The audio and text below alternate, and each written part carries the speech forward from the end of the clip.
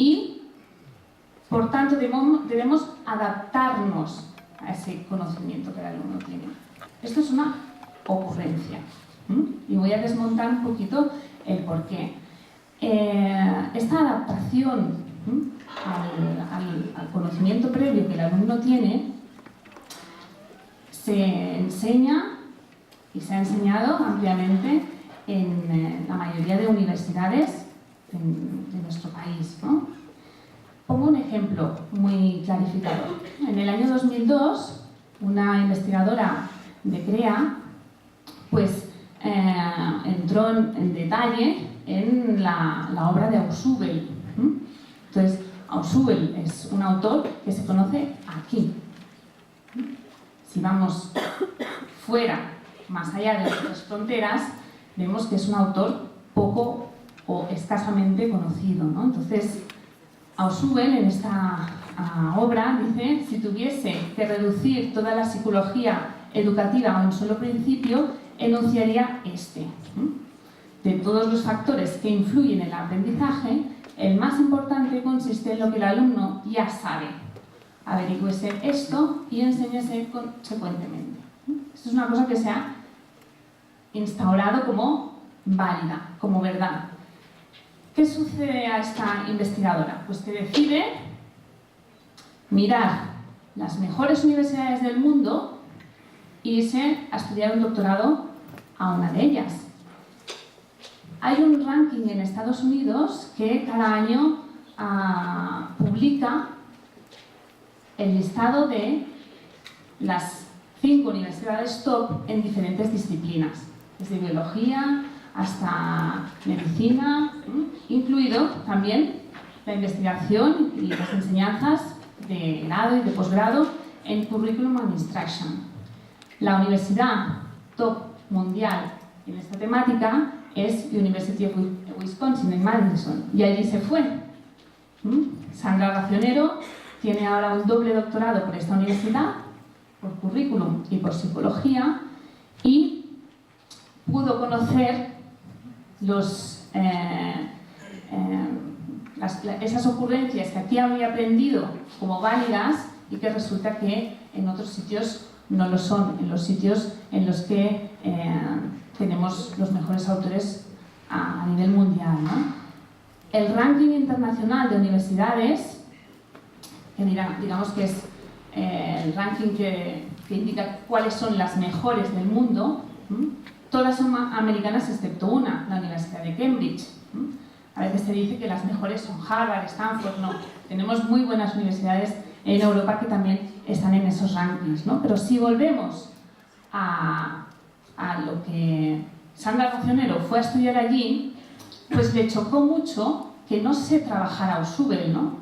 Y en la primera clase a la que acudió, le preguntó al profesor: ¿y Ausubel no se trabaja aquí? ¿No lo vamos a abordar?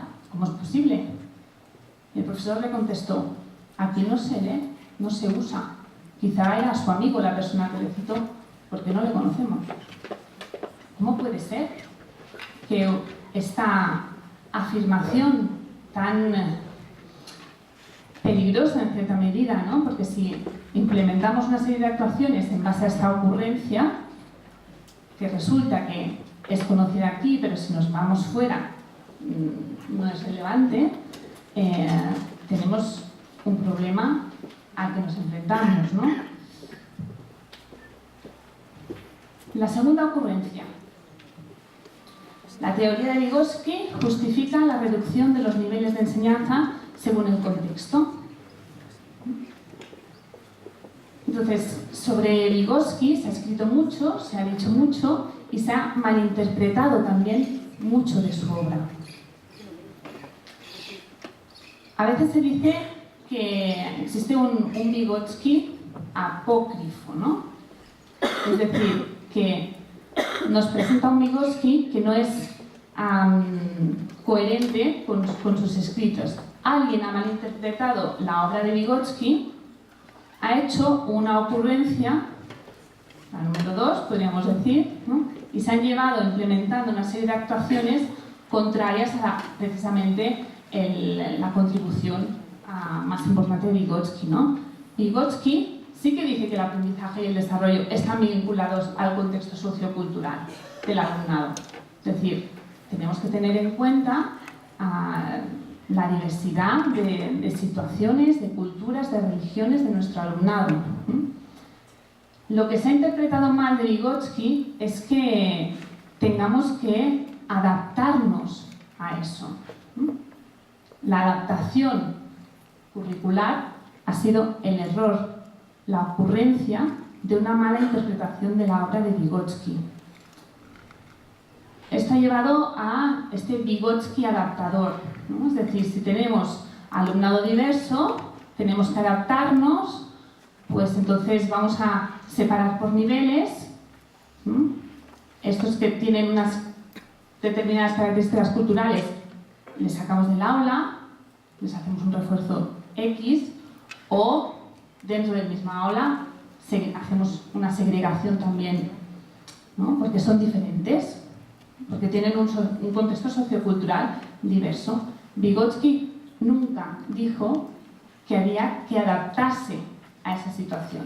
Lo que Vygotsky dijo es que había que transformar el contexto, no adaptar nuestra actuación, sino la capacidad de transformar. Es decir, si tenemos alumnado diverso, en vez de segregar a los que pues son de minorías culturales, lo que tenemos que hacer es transformar ese punto de partida de desventaja para lograr equiparar todo el mundo al mismo nivel. Entonces, la obra de Vygotsky es claramente una obra transformadora, transformador del contexto, no de adaptación.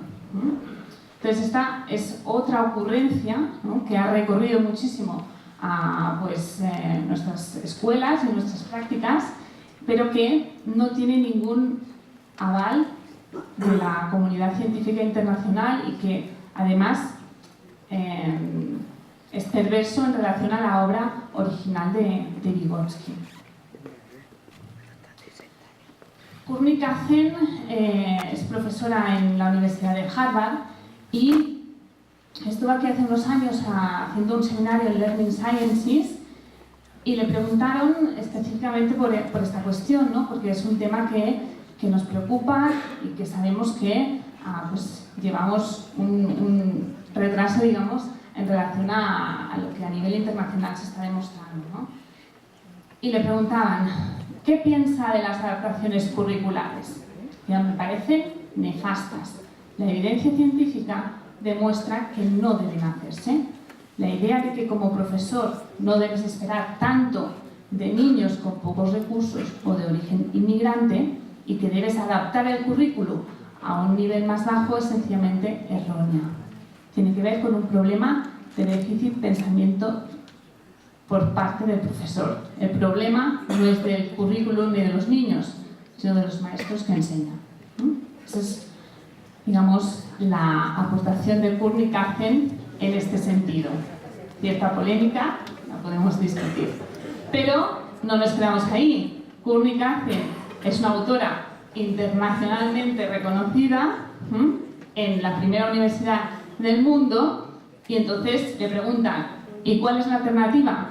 Pues la tenemos aquí, la tenemos en comunidades de aprendizaje y lo dice así: los grupos tienen que ser mixtos, sabemos que algunos necesitan apoyo complementario, que pueden ofrecerse con profesores de refuerzo o con voluntarios, como se hace aquí con las comunidades de aprendizaje, ¿no? Es decir, hay dificultades y ante las dificultades hay alternativas. Esas alternativas las están reconociendo a nivel internacional autores y autoras a primer nivel.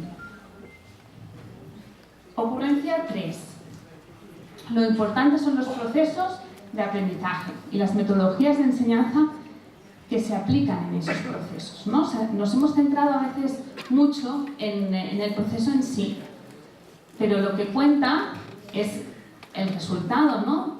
Queremos que nuestros niños y nuestras niñas aprendan, que superen los retos académicos que se les plantean.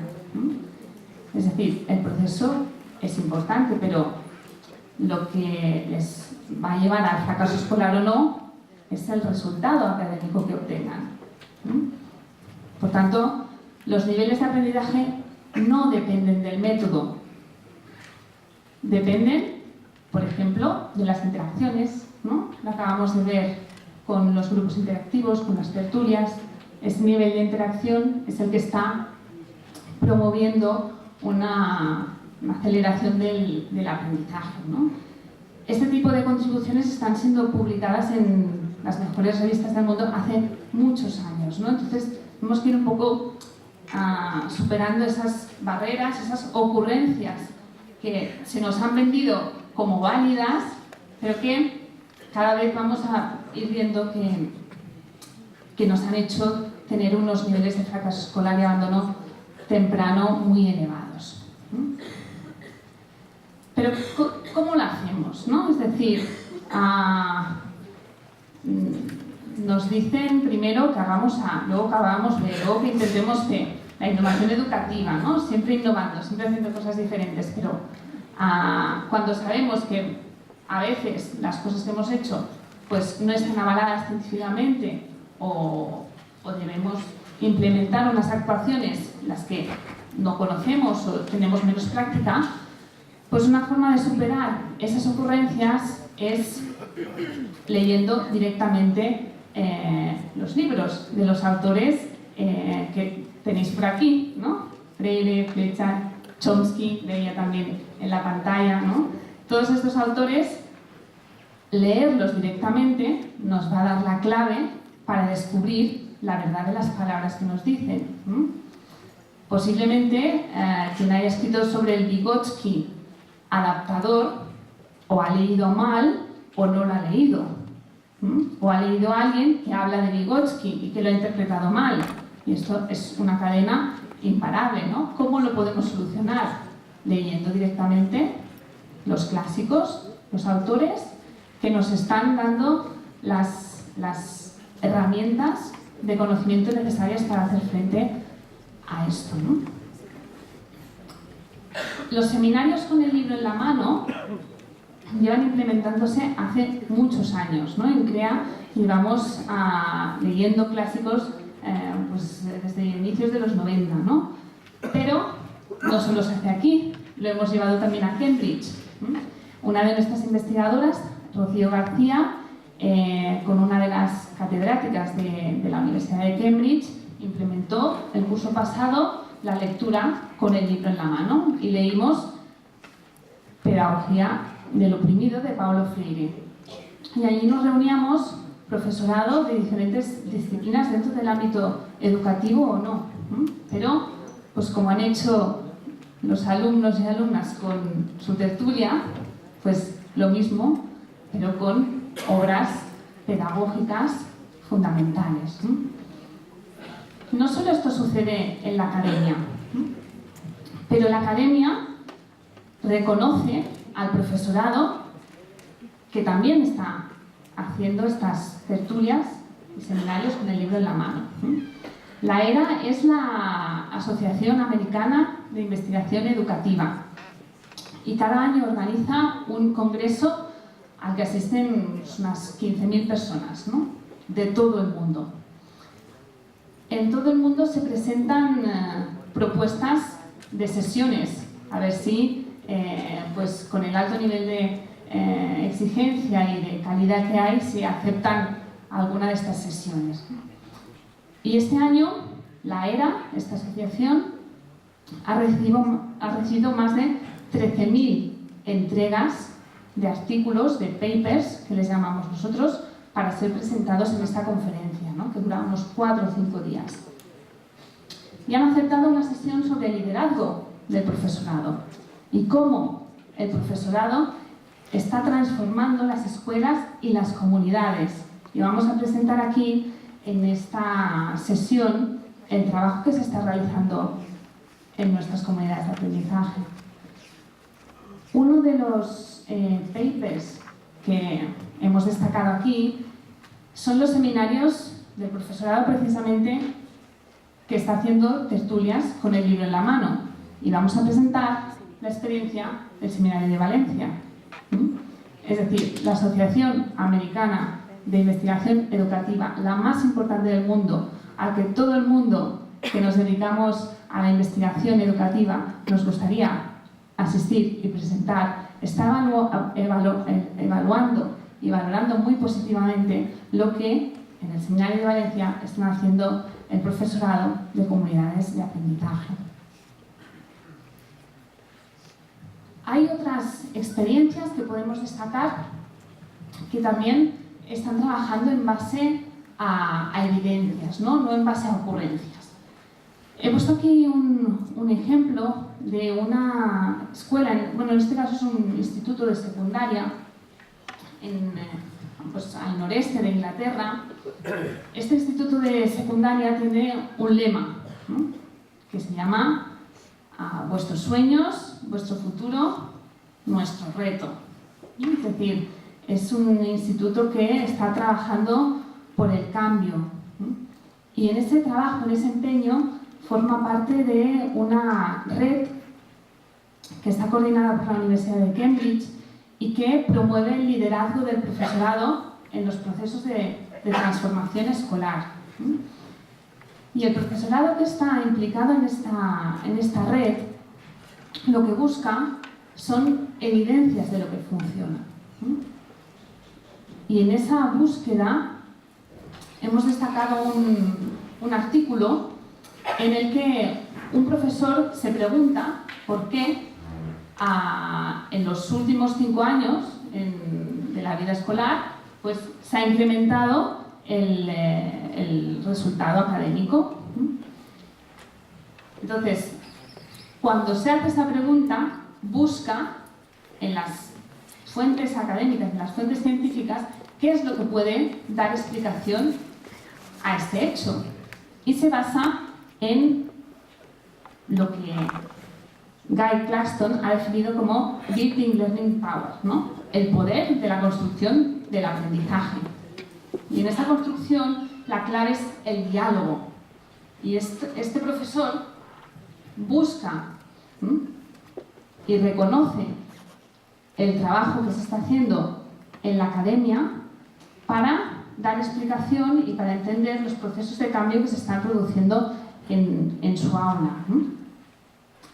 Cuando decimos que busca en las fuentes académicas, en las fuentes científicas, sabemos que lo hacen a través de unas bases de datos que cada vez son más de acceso libre y gratuito, en las que podemos identificar si un autor es conocido solo aquí, en Europa o en todo el mundo. Podemos saber también si este autor o esta autora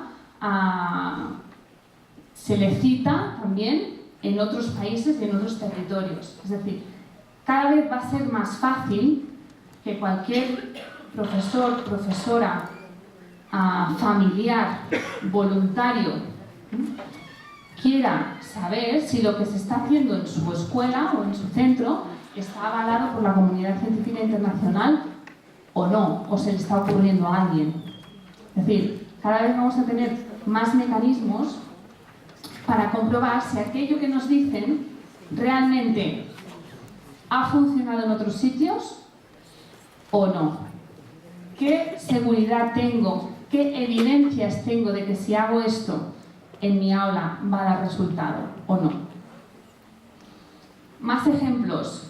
Se ha demostrado también, y esta es una dimensión que se trabaja muchísimo en Cambridge, el liderazgo del profesorado.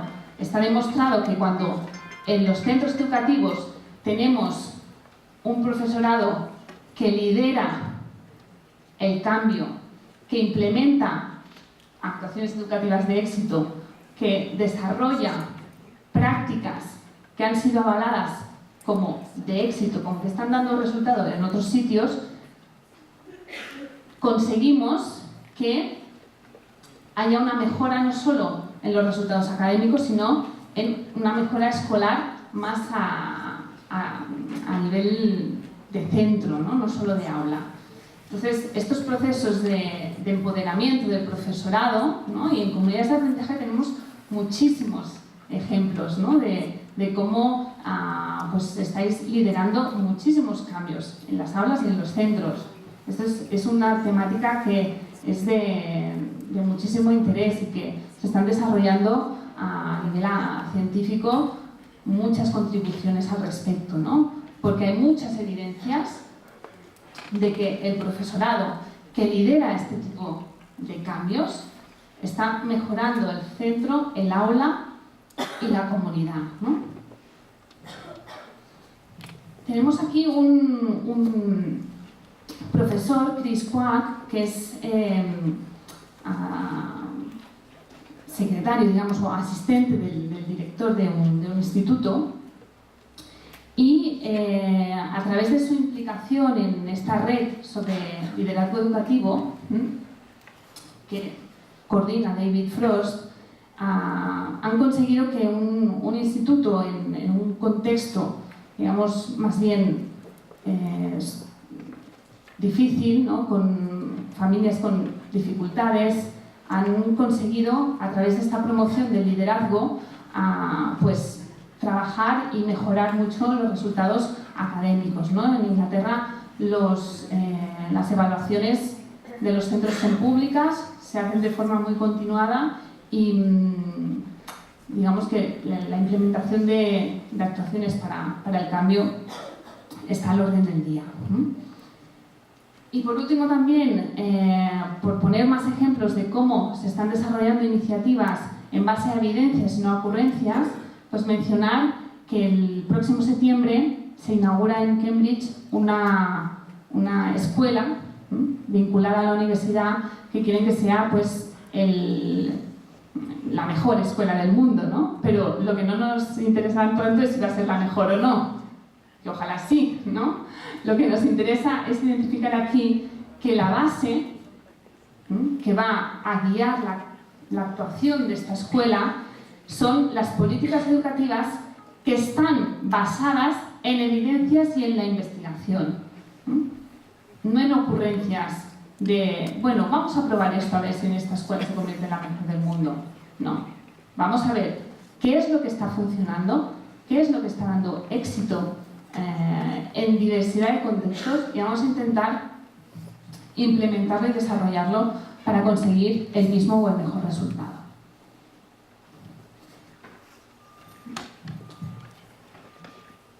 El segundo elemento para analizar, y aquí vamos a presentar resultados muy concretos de mejoras de centros que han pasado a ser comunidades de aprendizaje en muy poco tiempo.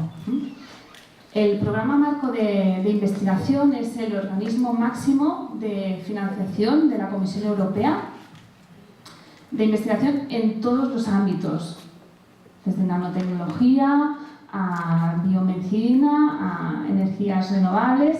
Toda la investigación se puede consultar. Los resultados están también disponibles y uno de los 10 proyectos de más éxito de los últimos años destacado por la Comisión Europea es el proyecto Included. De esta lista de 10 proyectos seleccionados, es el único que la Comisión Europea ha posicionado dentro de las ciencias socioeconómicas y las humanidades. El resto de proyectos no son de ciencias socioeconómicas y humanidades, son de otras disciplinas, ¿no? Por tanto, tenemos que el único proyecto destacado por la Comisión Europea dentro del ámbito de las ciencias socioeconómicas es el proyecto Included, dirigido por Ramón Flecha. Participaron 14 instituciones de toda Europa desde el 2006 hasta el 2011, con unos resultados, algunos de ellos que vamos a presentar a continuación. Los resultados del proyecto Included han sido presentados en contextos muy diversos, ¿no? Pero os quería destacar, ¿no? El seminario que se hizo en el año 2010, cuando Cambridge superó a la Universidad de Harvard en los rankings internacionales, ¿no? Rocío García estaba allí haciendo una estancia y explicó en el marco académico pues los resultados que hasta ese momento teníamos del proyecto. En el año 2011, los resultados obtenidos se presentaron también en el Parlamento Europeo. Tengo que destacar que la presentación de los resultados no se hizo solo a cargo de los investigadores y las investigadoras, sino también de maestros, maestras, alumnos y familiares, ¿no? Es decir, muy en línea con lo que venimos trabajando en comunidades de aprendizaje. Y como resultado se han hecho diferentes resoluciones. El Parlamento Europeo, el Consejo de Europa han publicado pues, resoluciones muy diversas. Os hemos destacado algunas. Por ejemplo, esta, ¿no? Cualquier solución temporal o permanente que esté basada en la segregación debe ser rechazada, ¿no? Es decir, la segregación que implica que estos alumnos que me llegan con menos nivel, pues los saco del aula. Hay una unanimidad, ¿no?, científica en asegurar que esto nos va a llevar necesariamente al fracaso escolar de estos niños y estas niñas, ¿no? Entonces, en ese sentido, la investigación europea de primer nivel pues, ha desarrollado numerosas contribuciones al respecto. Recomienda también la Comisión Europea el desarrollo de escuelas como comunidades de aprendizaje, y es una recomendación que llega a todos los Estados miembros. Luego los gobiernos lo consideran más o menos, que los investigadores no nos vota nadie, ¿no? Simplemente nos dedicamos a presentar las evidencias de lo que funciona. Pero ¿cuáles son estos resultados, ¿no? Veamos algunos ejemplos de los resultados de la investigación del proyecto Included y de la implementación de escuelas como comunidades de aprendizaje. El Colegio Montserrat, tenemos un centro en un barrio periférico de Barcelona, con diversidad cultural elevada y con un bajo nivel socioeconómico de las familias, ¿no? Por tanto, partimos de una situación de desventaja respecto a otros centros escolares. El centro educativo decide implementar y desarrollar el proyecto de comunidades de aprendizaje, y en 5 años pasamos de un incremento de las competencias básicas en lectura de un 17 a un 85%, a través de la implementación de tertulias, grupos interactivos, etc. Pero no solo esto lo que nos interesa, ¿no? Lo que nos interesa también es que el incremento de la proporción de inmigrantes pasa del 12 al 46%. Por tanto, esa idea, esa ocurrencia de que cuanta más diversidad hay en las aulas, peor resultado académico, es falsa.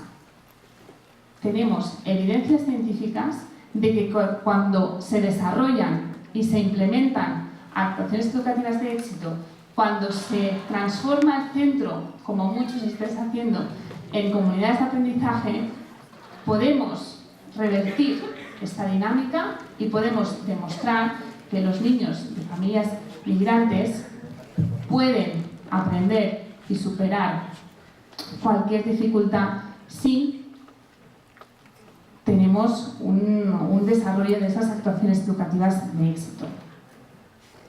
Pero no solo eso, sino que 10 años después de la transformación del centro en comunidad de aprendizaje, en el 2010-2011, el alumnado del centro no solo ha superado ya la media catalana de la competencia en inglés, sino que alcanza el 100% en la competencia de comprensión oral. Paralelamente a esto, tenemos que la inmigración ha continuado aumentando. Ya no es el 46 como teníamos antes, ahora es el 70.